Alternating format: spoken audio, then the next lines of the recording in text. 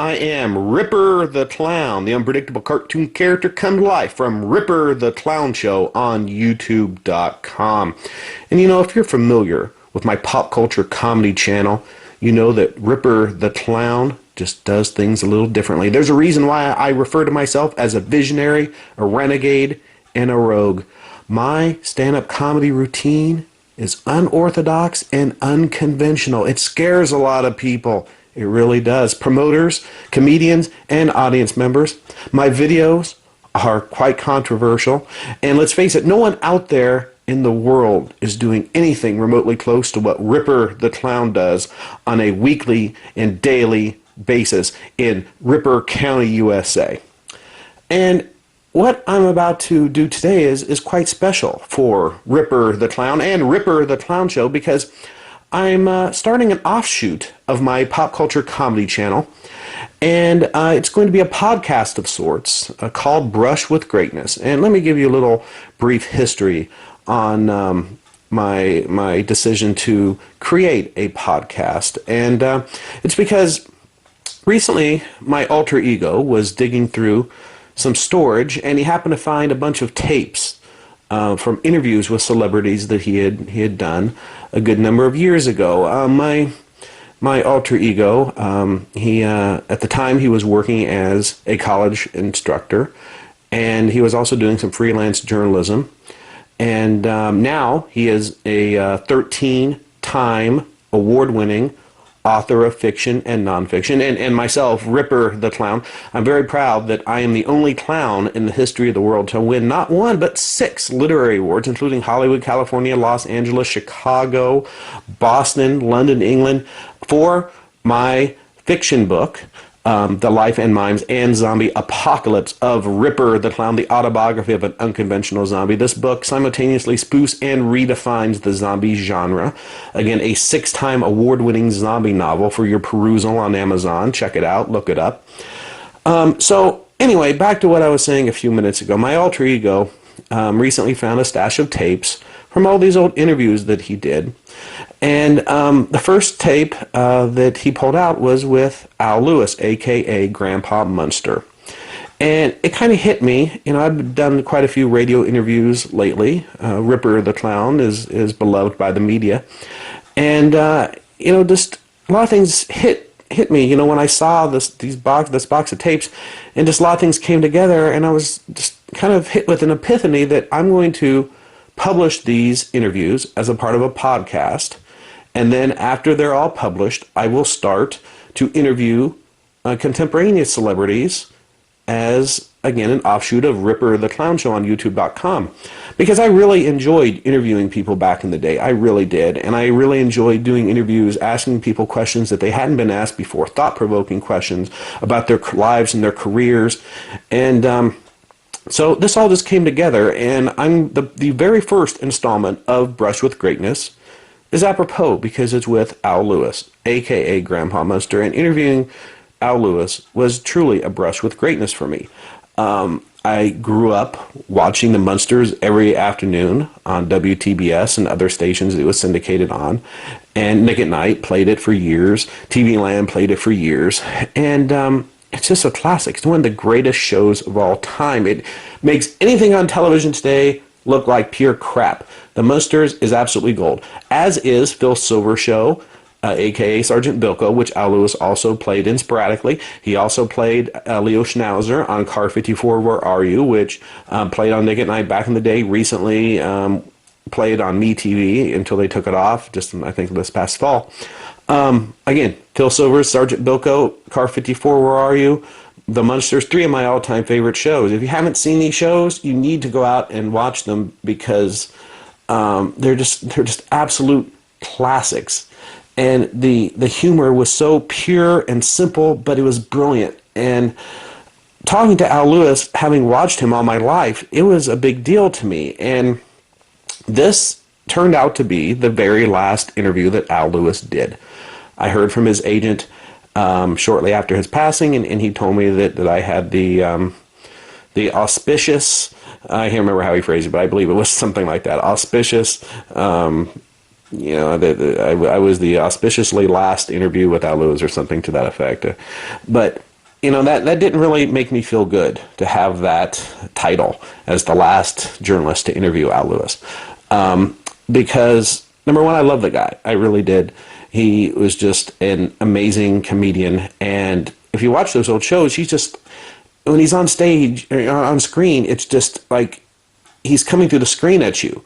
He is a larger-than-life character with any role that he played.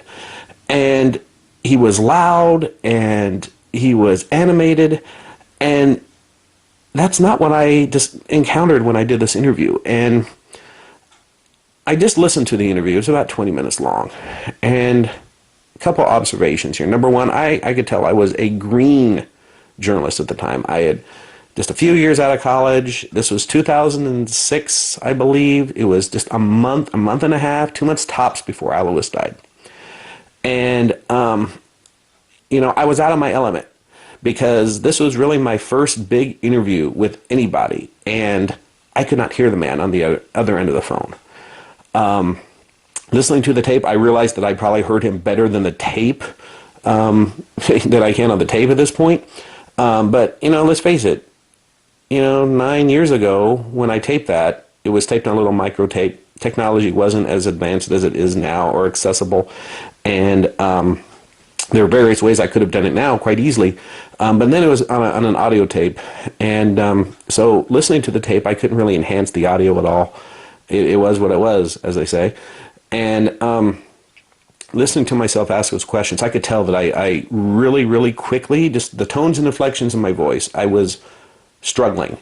I was trying to keep my cool, but knowing me as I do, knowing my alter ego as I do, I could say that I was desperate to get something, to eke something out of this interview because I could not hear the man. He's, again, this gregarious, iconic TV legend, Grandpa Munster and Leo Schnauser, and loud and in your face. And here he was at the other end of the phone, just a little wisp at the end, just a little bitty voice, just a meek, teeny, mouse-like voice at the other end of the phone. And as a fan, as a journalist, it was frustrating. As a fan, it was heartbreaking for me to hear him in this condition. And listening to this tape, you can probably hear it in my voice right now. I just listened to the tape. I just heard it, and I haven't listened to it in like almost 10 years. And damn, man, it was really, really intense to do that interview. I feel all those emotions that I felt when I was doing it. And I will try to enhance the audio for you. I hope that you enjoy this interview. It's you're probably going to hear my boomy voice over the. My voice is going to be booming. I hope that I can get Al Lewis's voice enhanced so you can enjoy it.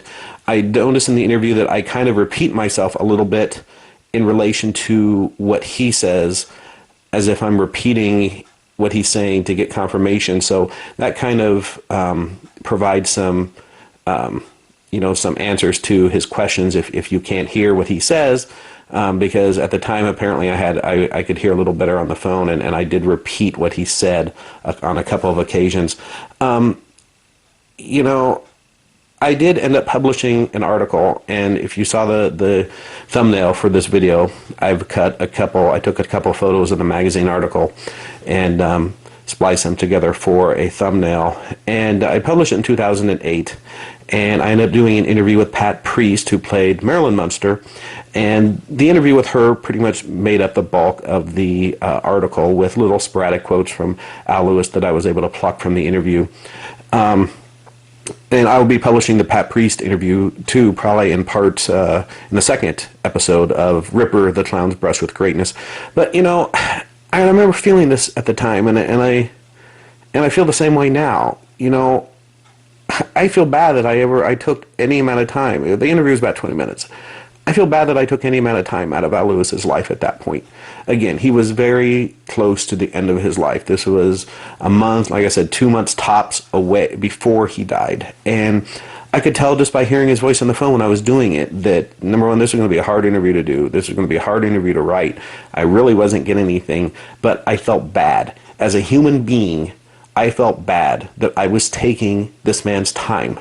Because realistically, he shouldn't have done that interview with me. He really shouldn't have. He was not in the physical state that he needed to be in to do that interview. And it pained me that I took time away from any of his enjoyment or anything else in his life that he was doing at that point, probably just resting himself. It bothers me that as a fan and as somebody who loved his work, it bothers me that I took 20 minutes out of the man's life when he had so few days left on this earth. And especially when, again, he was in no shape to do an interview with anyone for any reason. And, listening to that interview brought back a lot of memories. And I hope that you enjoy it. I hope that despite the bad audio, that you're, enjoy some of the tidbits that he says, and that you feel special, because I know I despite feeling bad that I interviewed him, I feel special. I was the last person to interview him, and this was without doubt the last public audio, or the last audio in general, that was probably recorded of Al Lewis before he passed away. So I hope that you enjoy it, and I hope that you maybe feel a little special listening to it, because it is a special, despite all the negativity about it, his health and everything else, it is a special piece of audio. And so again, it's not perfect. It's not perfect whatsoever. It may be hard to hear. Again, I will do my best to adjust the audio. But I hope that you can enjoy it for what it is, which is the last interview by comedian, actor, TV icon, Grandpa Munster, Leo Schnauser, a.k.a. Al Lewis. So here we have the very first episode, the very first installment of Ripper the Clown's Brush with Greatness with Al Lewis, the very last interview that he did in his life.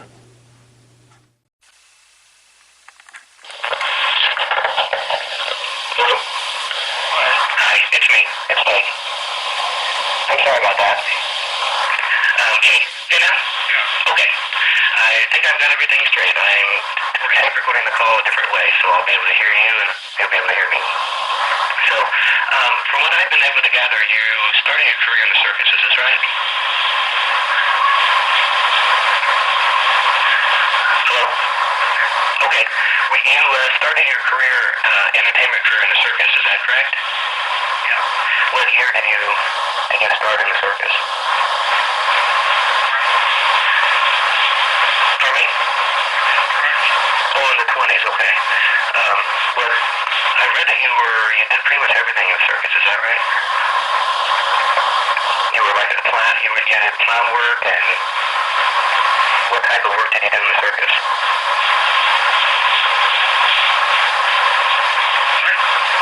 What type of work did you do in the circus? Clown? And what led, and then after that point, I've done a little research. I found out that you had a PhD in child psychology. At what point did you leave the circus for an academic career? Oh. I also read that you've written several children's books. Is that right? Where were they published?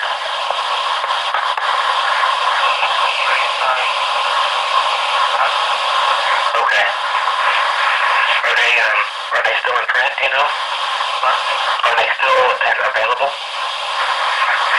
Okay. What are their names?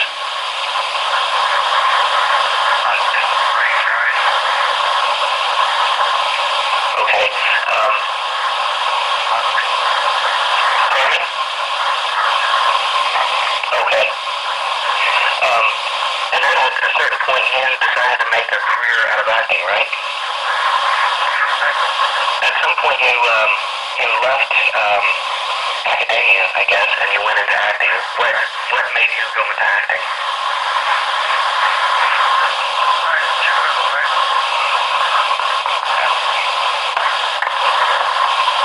You never liked acting? Oh, okay, but what what time, at what point in time, oh, that's right, you never did leave it. I read that you did some radio work in early radio.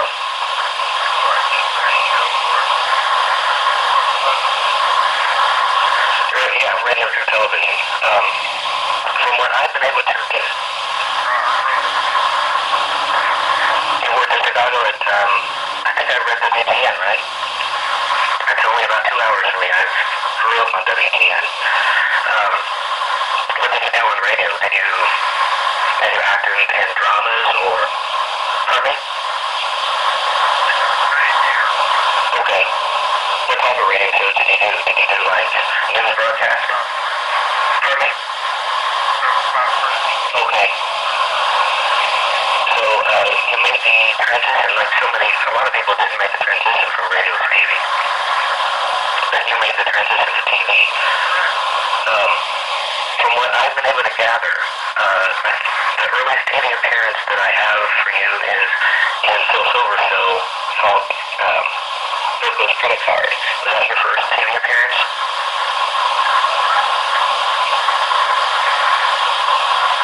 Do you remember if Bilko was your first TV appearance? The first TV appearance I found for you was in 1959 called Bilko's Credit Card on the Phil Silver Show. Was that your earliest? Pardon me? Yes. It was an episode called Bilko's Credit Card, and you played Mike the bartender, and I actually watched it the other day. You what? Okay, yeah. I think that's the first one that I found you in. Was Bilko your first TV role? So you did other things before Bilko. Is the Bilko show how you became to know Matt Hyken? So what led from Bilko into the bit roles you had in there to a main part in Car 54?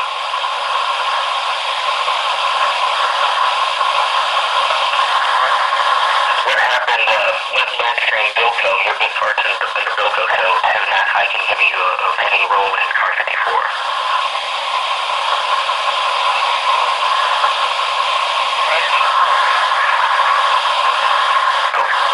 Okay. The first few episodes of Car 54, you played various characters. I think you played a car thief and a construction worker.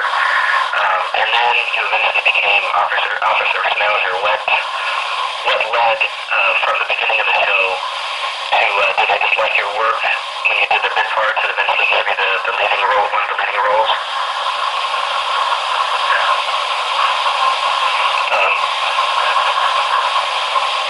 Not like your work? Okay. Was it through Car 54 that you first met Fred Gwynne?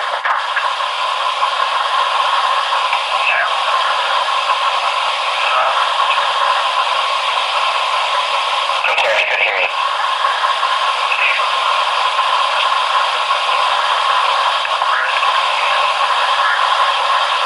Okay. How was it working with Gwynne? How was it working with Red Gwynne?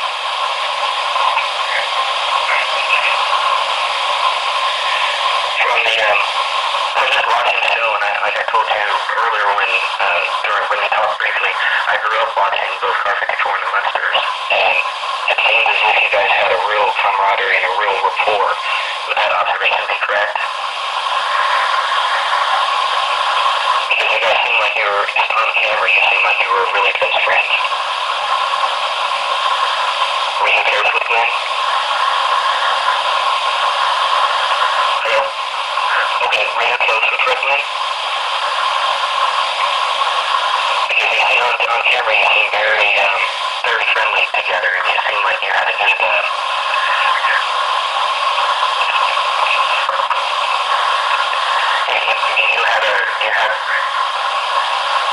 pardon me? No, I didn't, but just watching the shows, it appeared to me as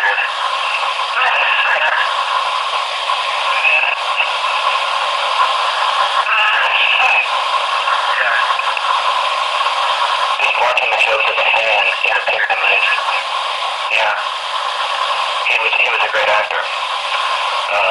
But just watching the shows as a fan, I could tell that you seemed like you had a good relationship. After Car 54 went off the air, what led to the Munsters? What led into getting the role of Grandpa?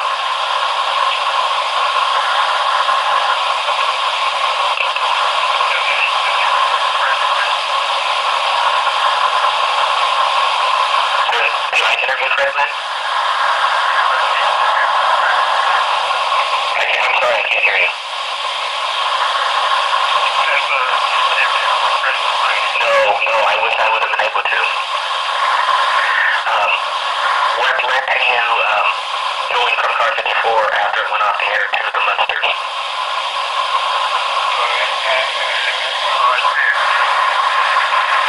What are your fondest? Pardon me?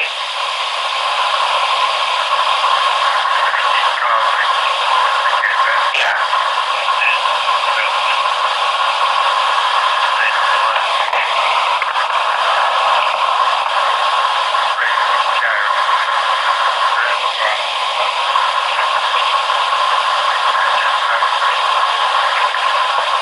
What are your fondest memories of the show?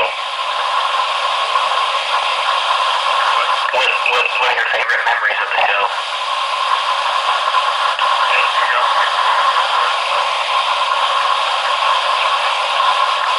Why do you think that the Munsters is still enjoyed today, some 40 years after it went off the air?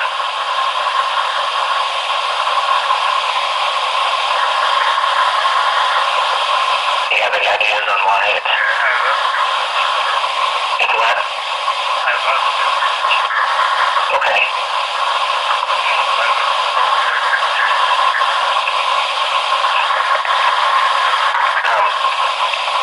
Why do you have any ideas on why the Munsters is so loved by fans? What?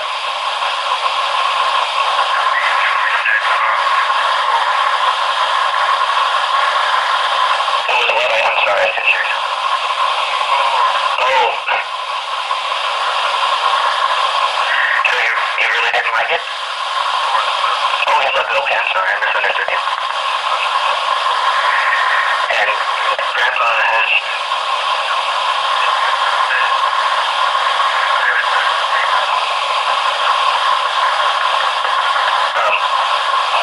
do you have any ideas on why people still love the Munsters today?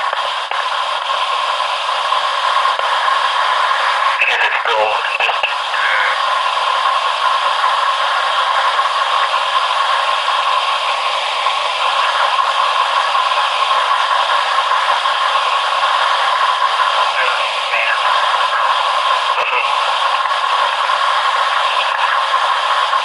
It's quite a bit different from what's on TV today.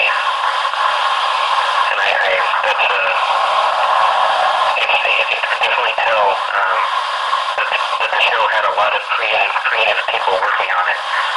The writing was fantastic. The acting was fantastic. It was one of the I got somebody recently in the survey said it was one of the best loved shows ever.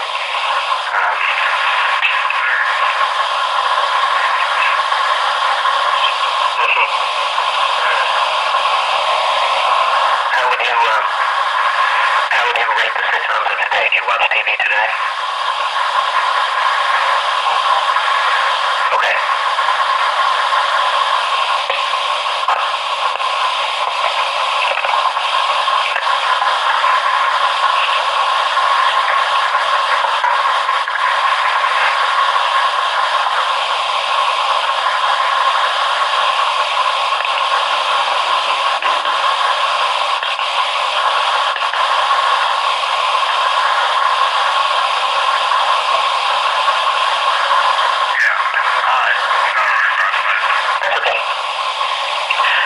Shows today? Do you watch like comedies today?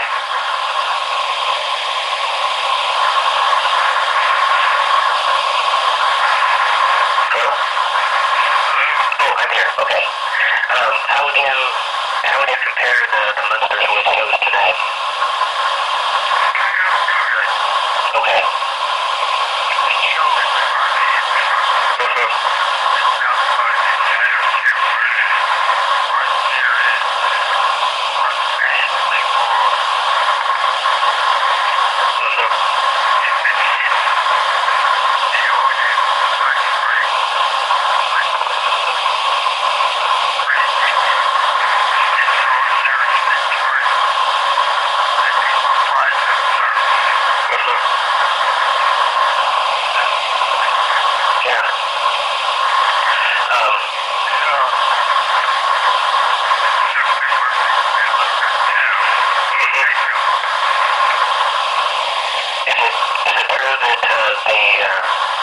makeup really wasn't green, like a lot of people thought it was a grayish color. Isn't it true that the makeup really wasn't the green color that it was portrayed to be on the show? And when it was in black and white, the audience couldn't see, obviously, but...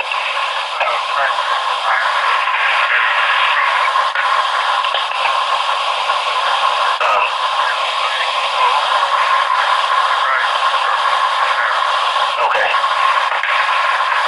When you got the role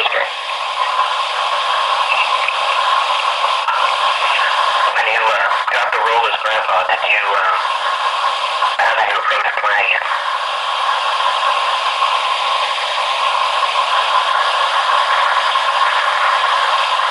Did you just go with it, or did you have any ideas in mind? Did you look to any of the old horror movies for inspiration, or did you just want to make Grandpa your own character?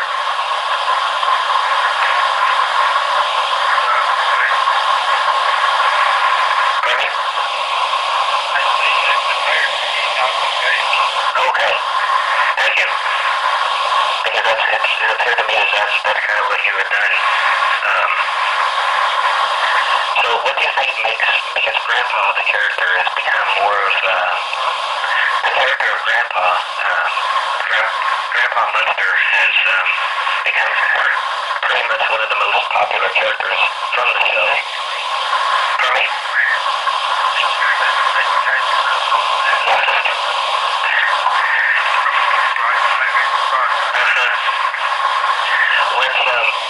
Why do you think that's the reason Grandpa's so popular?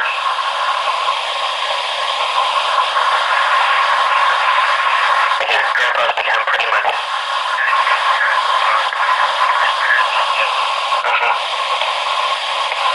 I remember when I was little, you hosted a show on TBS. It was like a horror movie every Saturday. It was called Super Scary Saturday. And you were Grandpa there. What prompted TBS to want you to revive Grandpa in the 80s? Was it just that Grandpa was so popular that they wanted to bring him back?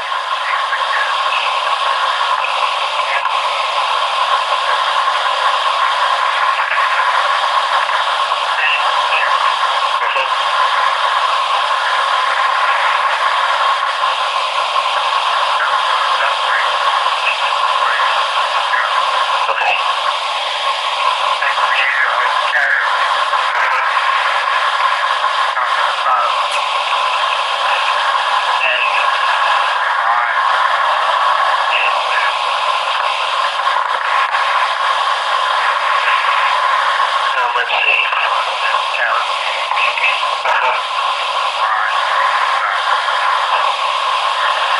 So basically, Grandpa is him.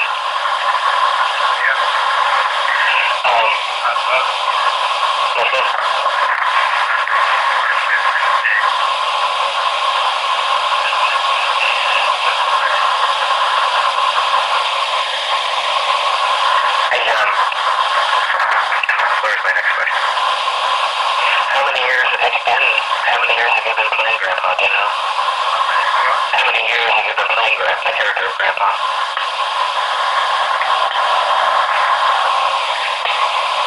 So how many years? It's been, I think, about 40 years since Grandpa first aired on TV. He's still just as popular as he was when it first aired.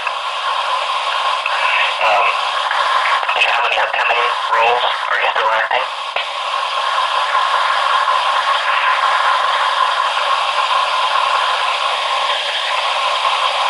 Do you have any upcoming roles? Are you still acting?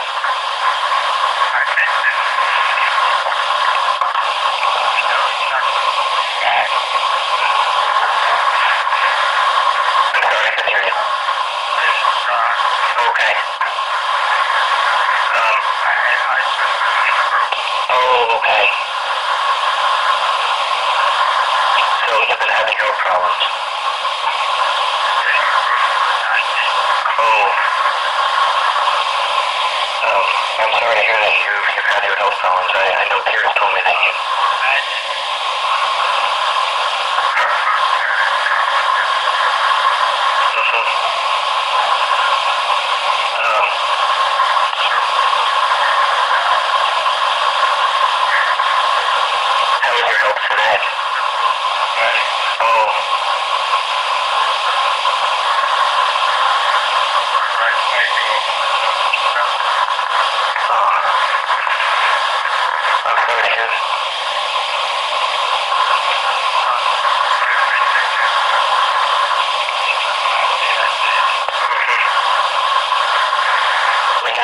brought joy to just an unmeasurable amount of people through the years. I know for one, you touched me with the gift of laughter every day of my childhood. Pardon me?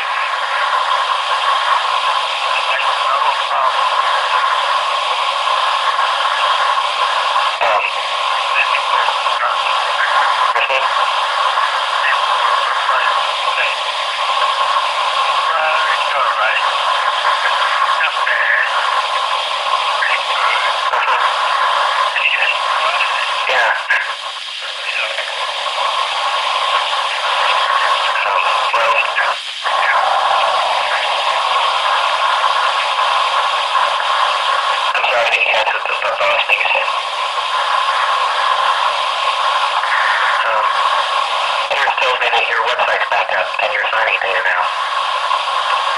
So hopefully the interview will get you some visitors to your website.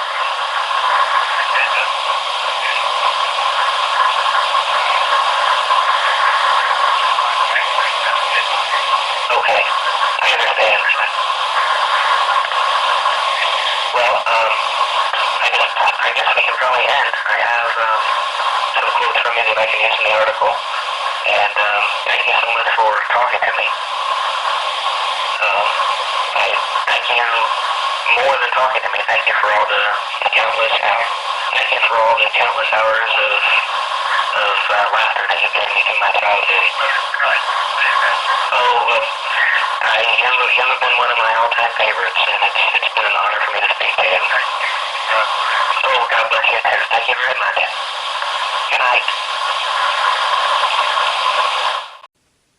It's me, contemporaneous Ripper the Clown. I am back, and you just heard the very first episode of Ripper the Clown's Brush with Greatness podcast, featuring the very last interview with TV actor Grandpa Munster, the late great Al Lewis, who passed away on February 6, 2006. Now, as I said earlier, this was recorded a month or so before he passed away, so either late 2005 or early 2006.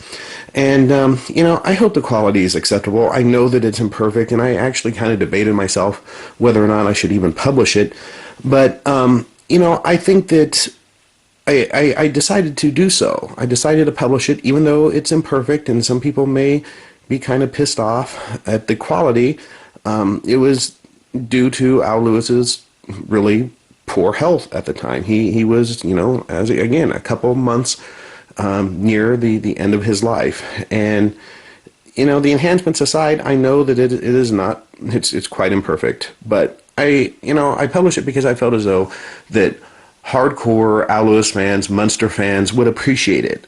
And because it's rare, it's rare footage of Al Lewis. You expect to see him on TV as this, larger than life character, and here in this interview, he you could catch little glimpses of the Al Lewis, the tones in the voice from time to time, the classic Al Lewis that we all know and love, but it was just kind of like a different guy. So I think that people who love Al Lewis will appreciate it because it's a special interview with a special man.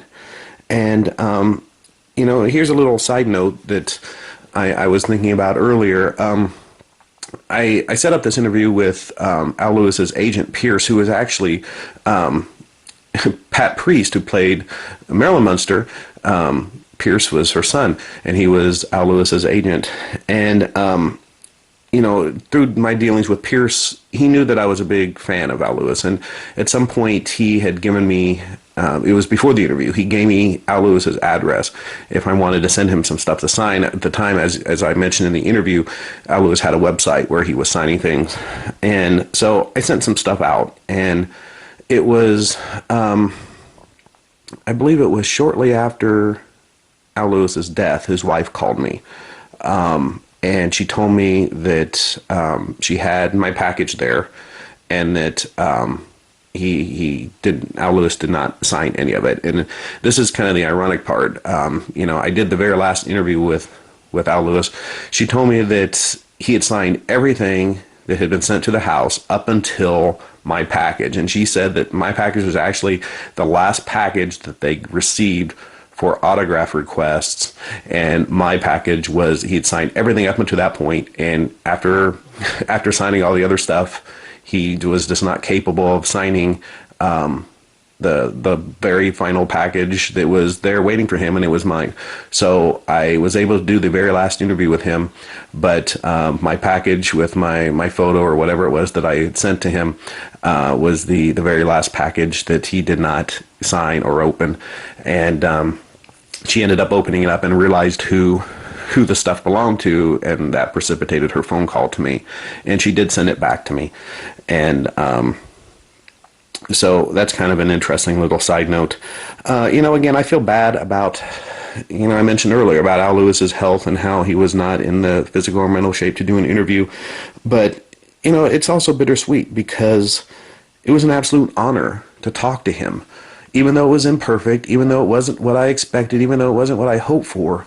If you would have told me when I was a kid watching the Munsters every afternoon after school and loving that show, if someone had told me that I would not only get a chance in my life to talk to Grandpa Munster, but to interview him, but to do the very last interview in his life, I would have been blown away. I would have never believed it. And so even though it was a heart-wrenching and very hard interview to do on numerous various levels, it was an absolute honor. And I think when you listen, when you hear my tones and inflections, again, I can notice I'm getting frustrated, but at the same time, there's a reverence there and there's a respect there.